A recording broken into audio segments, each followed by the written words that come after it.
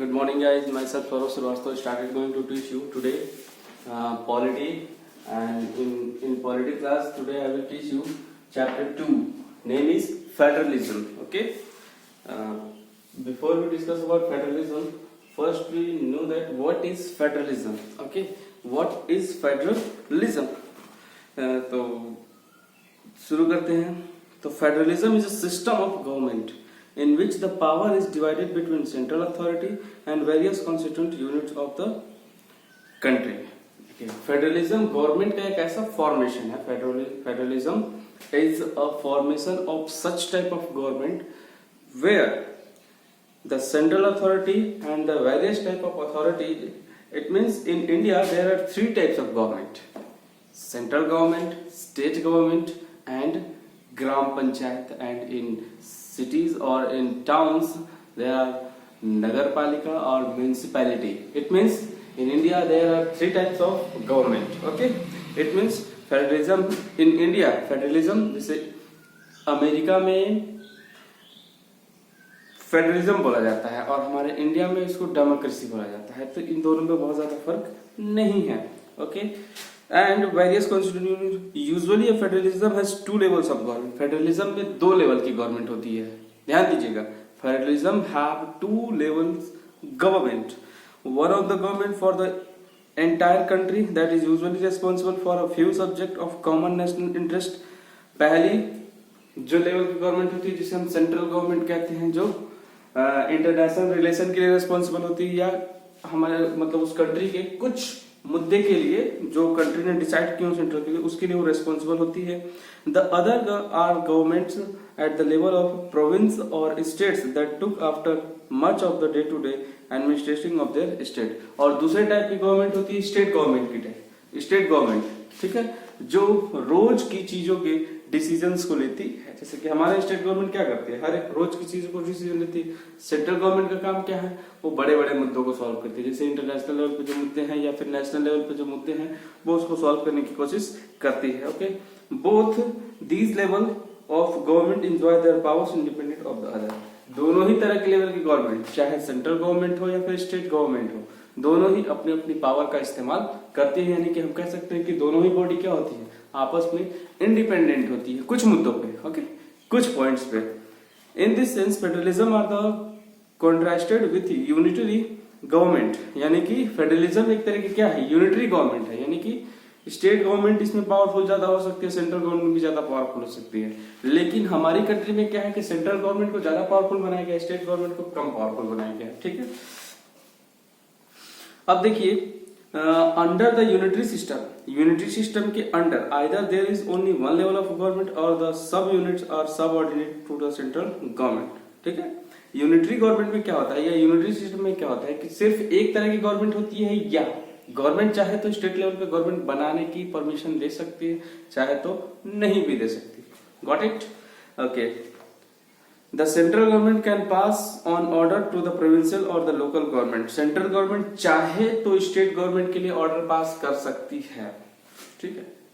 तो उसी को हम क्या बोलते हैं, यूनिटरी गवर्नमेंट. यानी कि हम बोल सकते हैं अपने इंडिया को क्या, हम अपने इंडिया को बोलते हैं union of states. Union of states. ठीक है. यूनियन ऑफ स्टेट का मतलब भारत राज्यों का संघ है. मतलब यहाँ पे सेंट्रल गवर्नमेंट ज्यादा पावरफुल बनाई गई है, स्टेट गवर्नमेंट को कम पावरफुल बनाया गया है. ठीक है. हमारे यहाँ तीन तरह के मुद्दे होते हैं. एक मुद्दा जो सेंट्रल से रिलेटेड होता है जिसमें राज्य पार्टिसिपेट नहीं करेगा. दूसरा मुद्दा होता है स्टेट, ठीक है, जिसमें सेंट्रल पार्टिसिपेट नहीं कर सकता. और दूसरा मुद्दा होता है, तीसरा होता है कॉन्करेंट. कॉन्करेंट का मतलब जानते हैं क्या होता है, इसको कहते हैं क्या, संघ सूची. हिंदी में अगर देखें तो इसको संघ सूची कहते हैं, इसको कहते हैं राज्य सूची. क्या कहते हैं, राज्य सूची. और इसको कहते हैं क्या, समवर्ती सूची. तो समवर्ती का मतलब होता है कि इस पे सेंट्रल गवर्नमेंट और स्टेट गवर्नमेंट दोनों ही रूल्स रेगुलेशंस बनाएंगे. लेकिन अगर डिस्प्यूट्स की कंडीशन होती है, मतलब सेंट्रल गवर्नमेंट और स्टेट गवर्नमेंट में किसी भी तरह का डिस्प्यूट होता है, तो सेंट्रल गवर्नमेंट के द्वारा बनाया गया रूल ही फाइनल रूल कहलाता है, चाहे वो स्टेट लेवल पे क्यों नहीं फॉर्मेशन रूल का किया जाता हो. It means in India there are three types of level, 3 types of level, central level, state level and corporate level. Okay, आगे देखते हैं।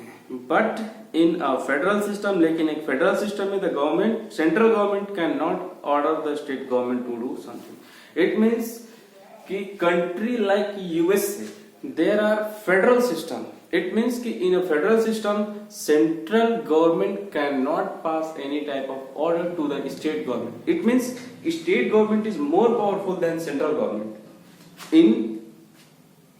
In a country like USA, there are a federal system, and in a federal system, state government is more powerful than central government. It means central government cannot pass any type of order to the state government.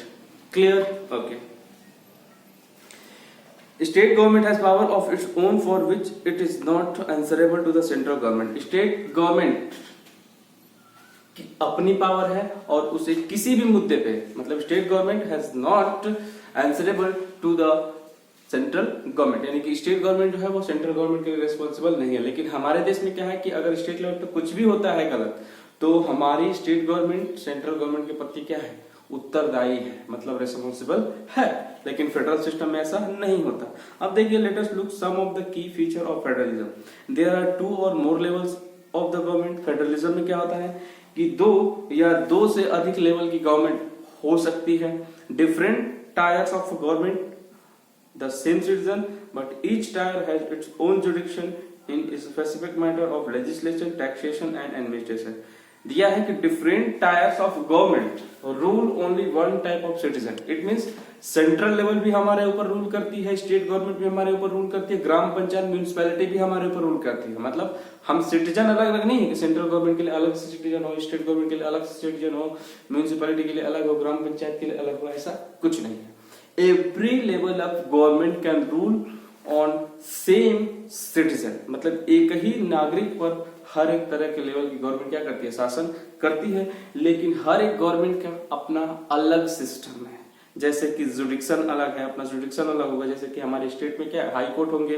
Okay, अगर हम जिलेवार आए, मतलब district level पे आए, तो हमारे पास क्या होते हैं, डिस्ट्रिक्ट लेवल पे भी हमारे जुडिक्शन है, या लेजिस्लेशन हमारा अलग होगा, टैक्सेशन अलग होगा, एडमिनिस्ट्रेशन भी क्या होगा, अलग होगा। पॉइंट नंबर 3 का, the jurisdiction of the respective level of the tiers of government are specified in the constitution. यानी कि हमारे कॉन्स्टिट्यूशन में ही ये चीजें, या उस देश के कॉन्स्टिट्यूशन में ये चीजें बताई जाती हैं कि उस लोकल गवर्नमेंट का भी अपना क्या होगा, जुडिक्शन होगा। So the existence and authority of each tyre of the government is constitutionally guaranteed. इसीलिए किसी भी तरह की अथॉरिटी हर एक टायर के गवर्नमेंट को मिलती है कि उसके साथ जस्टिस हो। Point number 4, the fundamental provisions of the constitution can not be unilaterally changed by one level of the government. देखिए, फंडामेंटल प्रोविजन का मतलब होता है, देखिए, एक होता है फंडामेंटल राइट्स, एक होता है fundamental provisions.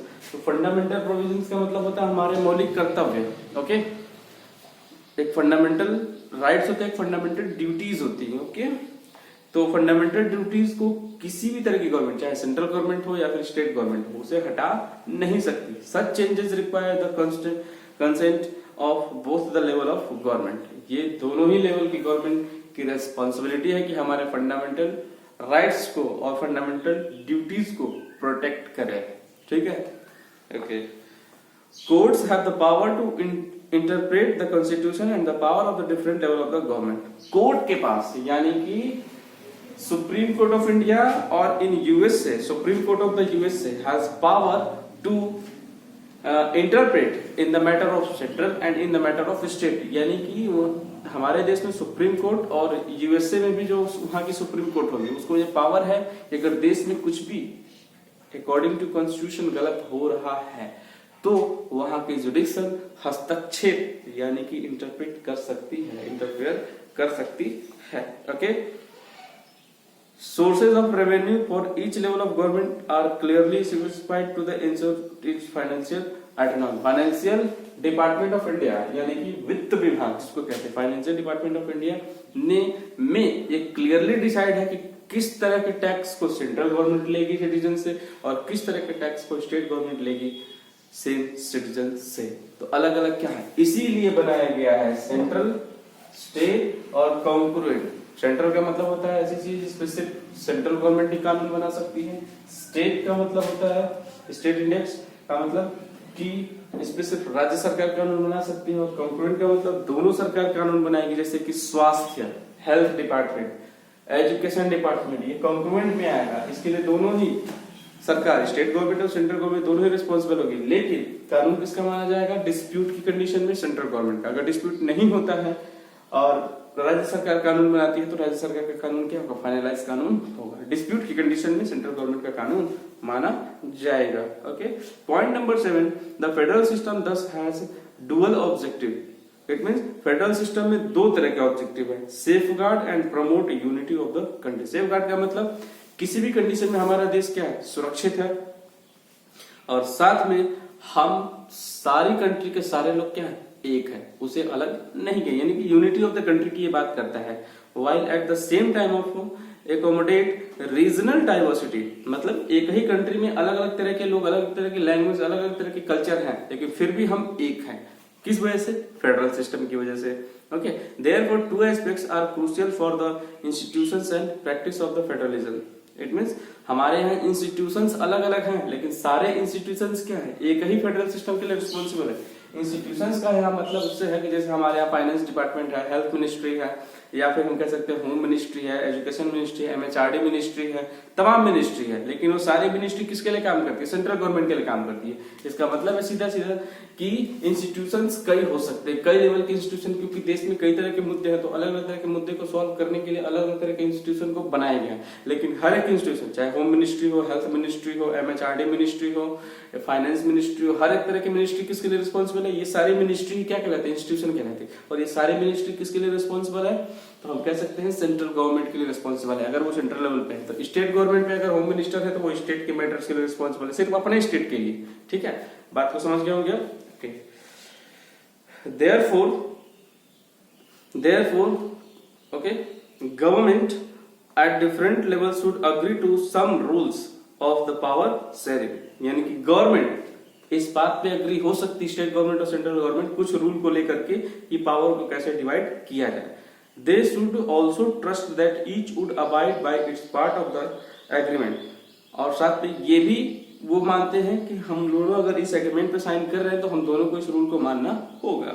And ideal federal system has both aspect, mutual trust and agreement to live together. Mutual trust का मतलब समझ रहे हैं आप लोग कि हमें एक दूसरे पे विश्वास करना चाहिए, और साथ में अग्रीमेंट के हिसाब से हमें साथ चलना होगा। ओके, बाकी का हम लोग कल देखेंगे। ओके, वीडियो काफी लंबा हो जाएगा, तो thank you so much for today.